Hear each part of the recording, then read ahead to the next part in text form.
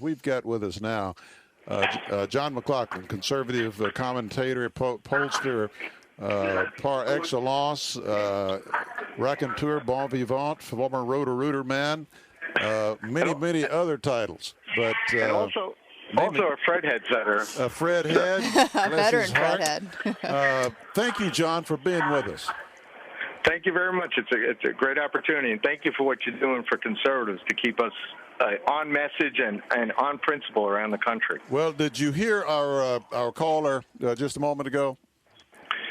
A little bit. I just came into the conversation. So. Okay. Well, I'm sorry. I was hoping you got that. But basically, just to summarize it, she said thank you for what we're all doing with regard to Hoffman and the Hoffman race. She's in Pennsylvania. She's following the race very closely and talking to her conservative friends about it. But she was interested in the issue of can he win? And I know that you're very involved with that campaign. Tell us what's going on there. Absolutely, because the other reason, first of all, thanks to Doug Hoffman for doing this candidacy, as well as Mike Long, the chairman of the Conservative Party in New York. For years, I grew up in New York. When I was a kid, I volunteered for Jim Buckley, for Ronald Reagan.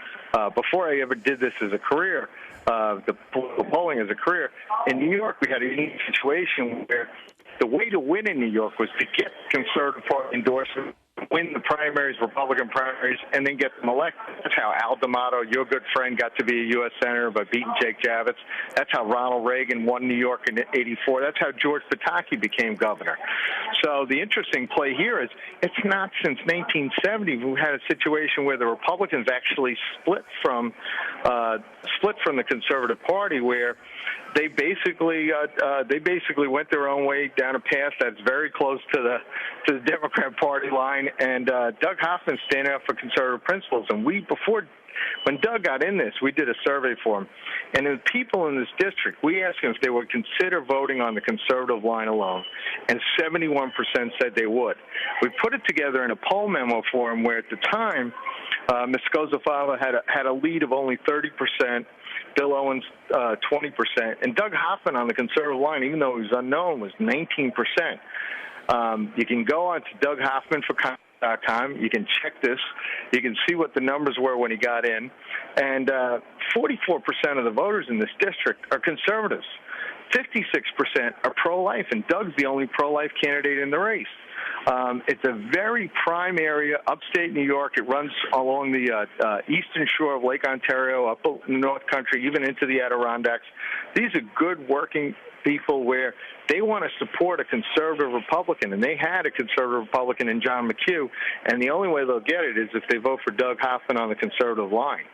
So this is a very doable race. The Siena poll last week had Doug moving up to 23%. They had the Democrat in front at 33%, and they had Ms. Scozzafava coming down to 29%. So Doug's in a position where we're ready to make a break where we can win this thing. And it's such a unique situation where everybody complains about Washington and the Beltway, and they really want another choice other than what the career politicians give them. And we've got that choice in Doug Hoffman this year. So it's really capturing, you got 2 weeks to go, and it's capturing national attention precisely because of that situation. John, you're right. It is attracting national attention, both in print and also, I know other talk radio hosts have also endorsed now too. And one of the things that by the way, John, you can catch Jerry on Sean Hannity's show tonight on television. In case you missed talking about it. But Pat's point is so important for any of us that have friends that are saying, we can't do this. We're splitting the party.